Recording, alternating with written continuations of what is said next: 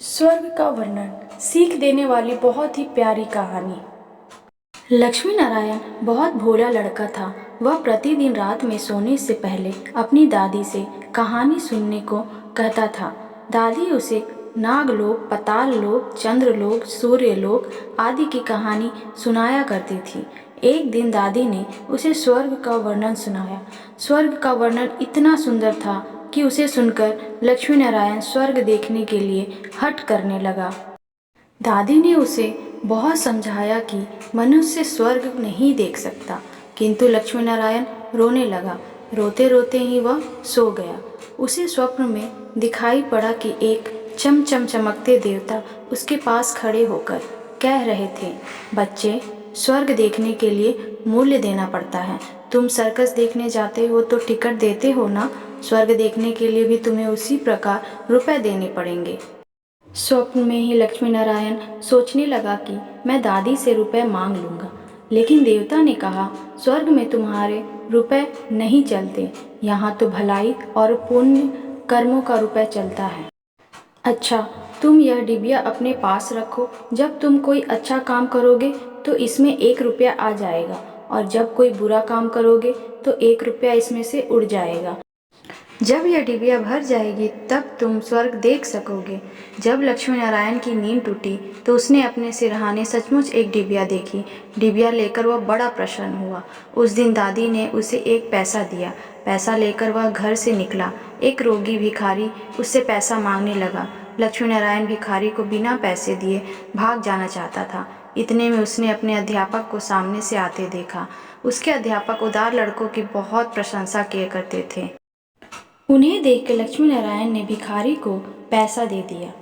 अध्यापक ने उसकी पीठ ठोकी और प्रशंसा की। घर लौटकर लक्ष्मी नारायण ने वह डिबिया खोली, किंतु वह खाली पड़ी थी। इस बात से लक्ष्मी नारायण को बहुत दुख हुआ। वह रोते रोते सो गया।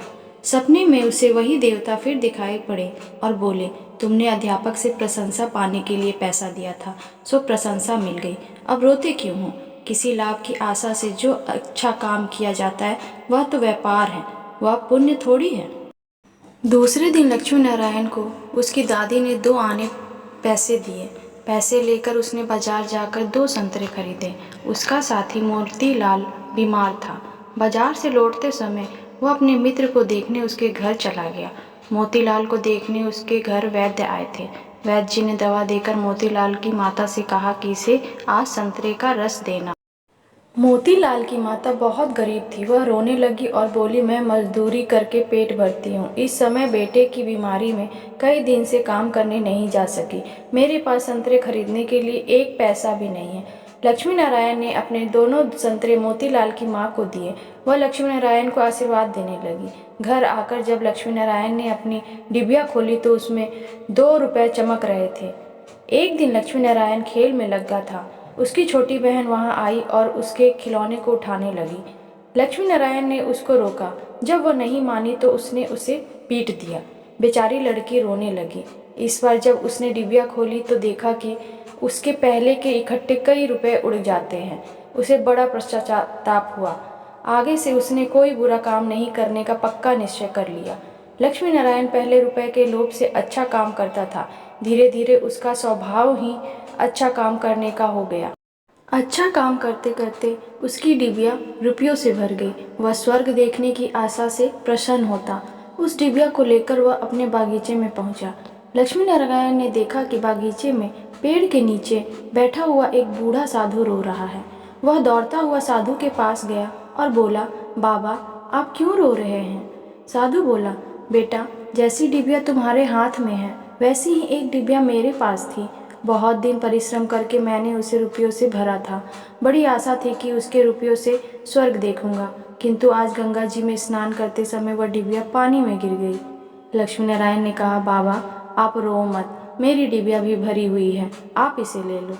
साधु बोला, तुमने इसे बड़े परिश्रम से भरा है, तुम्हें इसे देने से दुख होगा। लक्ष्मी नारायण ने कहा, मुझे दुख नहीं होगा बाबा, मैं तो लड़का हूँ, मुझे अभी पता नहीं कितने दिन जीना है।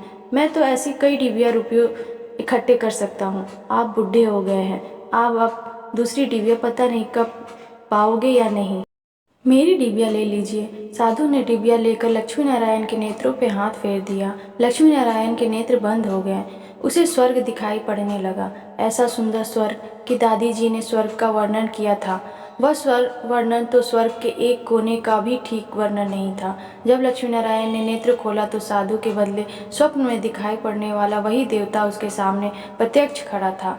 देवता ने कहा, बेटा, जो लोग अच्छे काम करते हैं स्वर्ग उनका घर बन जाता है। तुम इसी प्रकार जीवन में भलाई करते रहोगे तो अंत में स्वर्ग में पहुंच जाओगे। देवता इतना कहकर वहीं अदृश्य हो गए।